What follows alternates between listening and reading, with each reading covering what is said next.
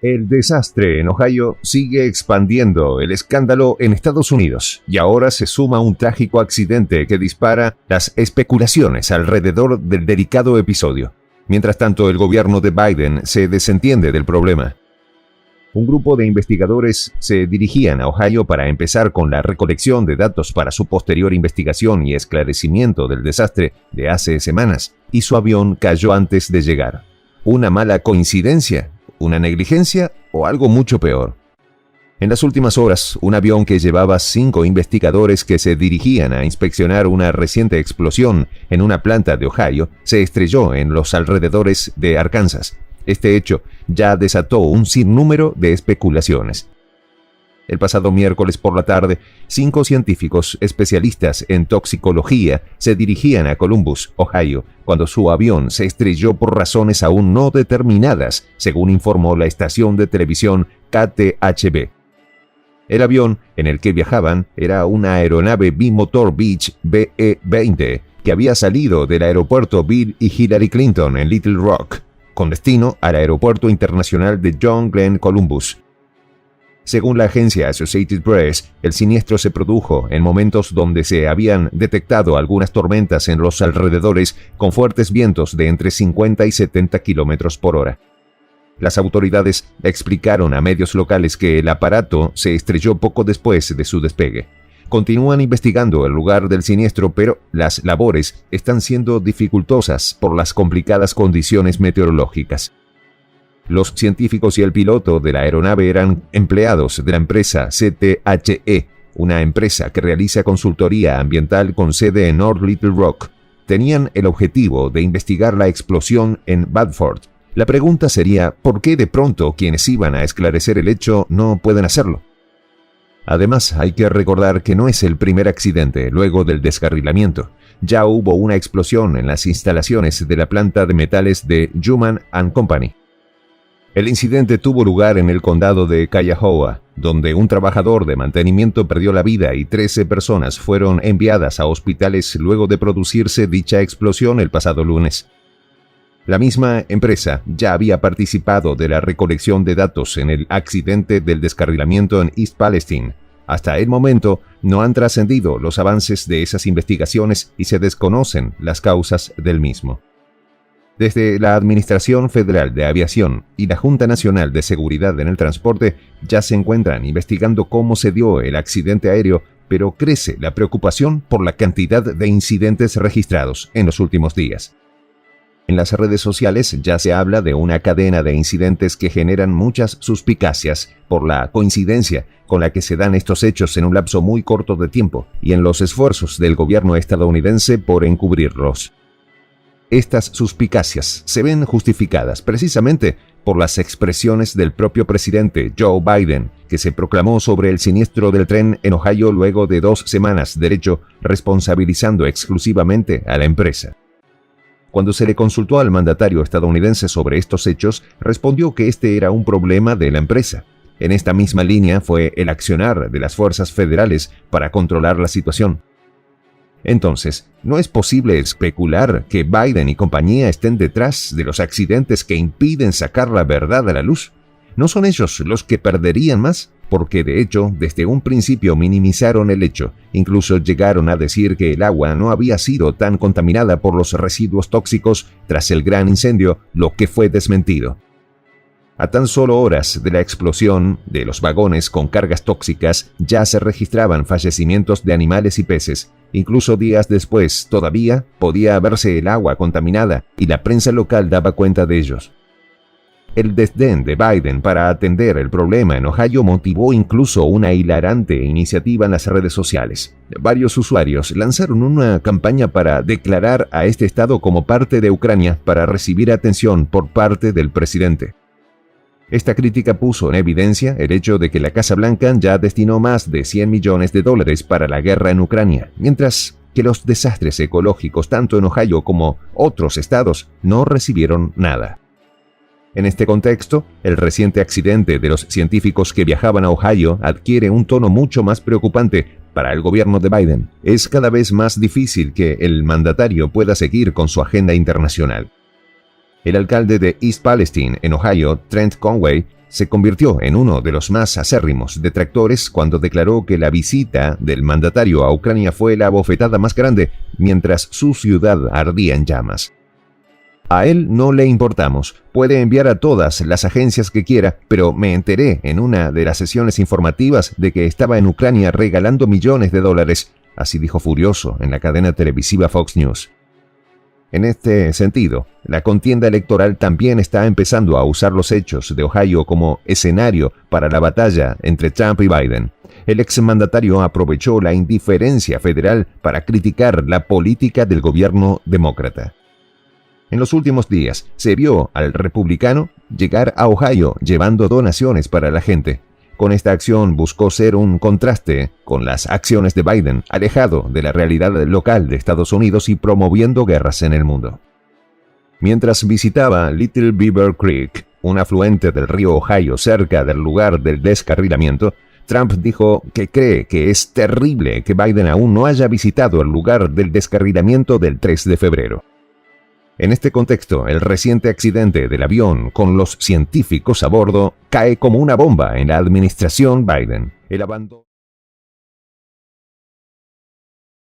El río Ohio se convierte en el nuevo dolor de cabeza de Biden. Y es que podría tratarse simplemente de un acto inesperado y fortuito, un accidente, como dicen los medios. Sin embargo, es posible que el desastre y la incapacidad de reacción del gobierno del presidente estadounidense se deban a otra causa, una que ellos mismos propiciaron. Cuando descarriló un tren sobre el río Ohio, en cuya cuenca vive el 10% de los estadounidenses, es decir, 30 millones de personas, se dijo que la causa fueron los químicos que cayeron al agua, pero ¿y si se trata de algo que provocaron y tiene relación con la coyuntura en Europa? En los últimos días, medios de comunicación han comentado la catástrofe medioambiental que sufrió el país de las barras y las estrellas, cuando un tren que transportaba cloruro de vinilo y otros químicos se incendió y fue a dar al fondo del río Ohio en la localidad de East Palestine. El cloruro de vinilo, una sustancia carcinógena, esto quiere decir que produce cáncer, produjo el deceso en un santiamén a más de 3.500 peces de 12 especies distintas y contaminó el cuerpo de aguas más importante del país, del cual se alimentan varias ciudades a la redonda como Cincinnati y otras más al norte de Kentucky. El ingeniero ambiental Andrew Welton dijo lo siguiente: el tren tenía casi una decena de vagones con cloruro de vinilo y otros materiales, como acrilato de etilexilo y acrilato de butilo. Estos productos químicos tienen diferentes niveles de toxicidad y diferentes destinos en el suelo y las aguas subterráneas. Asimismo, sobre el siniestro, Welton agregó las siguientes palabras: cuando más pesado sea el producto químico, más lento se degrada y es más probable que se adhiera al suelo. Estos compuestos pueden permanecer durante años si no se toman medidas. Esto implica que, si la Agencia de Protección Ambiental del gobierno que preside Joe Biden no limpia con rapidez y a profundidad los restos químicos, la zona puede quedar contaminada a largo plazo, con lo que se causaría un gran impacto no solo en la vida de las especies de la región, sino en la de las personas que habitan en torno al río. La falta de información por parte de la administración de Biden fue criticada por Andrew Wilton, quien comentó que la gente de la comunidad de East Palestine ha sufrido dolores de cabeza y otros síntomas a causa del derrame y la posterior quema de los químicos transportados. Un susto se llevó la embajada estadounidense en Londres, Inglaterra, después de que un extraño paquete fuera encontrado en las afueras del edificio, provocando el pánico entre el personal administrativo de la institución de Estados Unidos. No solo fue eso, sino que otros paquetes sospechosos han sido descubiertos el mismo día en otros lugares estratégicos de Estados Unidos, coincidiendo muy sospechosamente con un momento en el que Estados Unidos se encuentra en la mira del mundo por su implicación en el sabotaje del gasoducto ruso Nord Stream 1 y 2, el desastre tóxico ambiental en Ohio y el agrietamiento de su relación con China.